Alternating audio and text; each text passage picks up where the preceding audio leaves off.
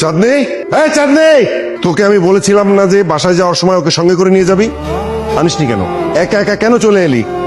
এমন একটা খ্যাত ছেলের সাথে আমি একই রিক্সা করে আসবো, এটা তো আমি কল্পনাও করতে পারছি। এত বেশি বিয়াদবি করো না। স্টুডেন্ট হিসেবে তোমার চেয়ে ও অনেক বেশি ব্রিলিয়ান্ট, আর ওর যে যোগ্যতা আছে সেটা তুমি কোনো দিনই অর্জন করতে পারবে না। যাও। হ্যাঁ হ্যাঁ, তোমাদের যেহেতু এত ভালো লাগতেছে তাহলে তোমরা মাথায় তুলে নাচো, আমাকে এগুলোর মধ্যে ডাকবে না।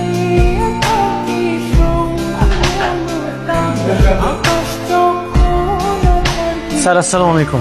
বসো। গত ক্লাসে তোমাদেরকে যে টপিকটা পড়িয়েছিলাম এবং বলেছিলাম যে হোমওয়ার্ক করতে, তোমরা কে কে হোমওয়ার্ক করেছো বলো তো? আচ্ছা বলো তো, what is the main purpose of commutators and brushes? Nur Islam. জি sir, the commutators converse alternating EMF into unidirectional and direct EMF. The brushes collect the current from the commutator. Okay, great. কেমন লাগছে তোমাদের এখন? নূর ইসলাম, জি স্যার। নিজের উপরে সব সময় বিশ্বাস রাখবে। তোমার এই আত্মবিশ্বাস তোমাকে তোমার লক্ষ্যে পৌঁছে দেবে। জি sir, I will try my level best. জানো, আমার মনে হয় কি নূর না সপ্তাহখানেকের বেশি আর আমাদের ক্লাসে টিকতে পারবে না। কারণ কি, আমাদের ক্লাসে কেউ ওকে পছন্দ করে না, সবাই ওকে অসহ্য মনে করে। তাই করে তো, কারা করে জানোস? তোর মতো কিছু শৃঙ্খল স্টুডেন্ট আছে না, তারাই হচ্ছে নূরকে পছন্দ করে না। ভুল বলছি কথাটা? আমি জানি তুমি বিশ্বাস করবে না, তুমি বাবাকে জিজ্ঞেস করো না, বাবাই সব বলে দিবে।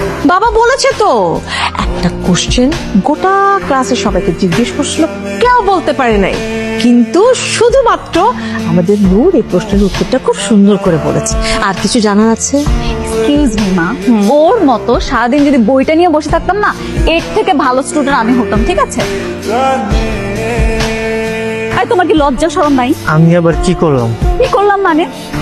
তুমি এরকম বারান্দার মধ্যে হাঁটতাছো লুঙ্গি আর গামছা পরে, মানুষজন দেখলে কি বলবে?